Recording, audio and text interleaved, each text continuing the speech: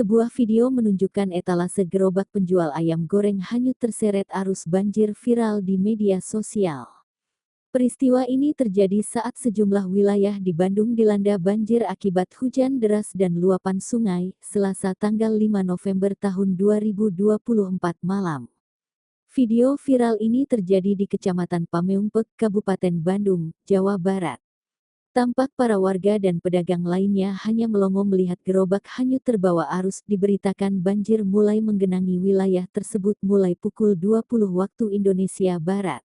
Sebelumnya hujan deras terjadi sejak sore hari. Di tengah derasnya arus, roda etalase milik pedagang ayam terangkat dan terbawa banjir.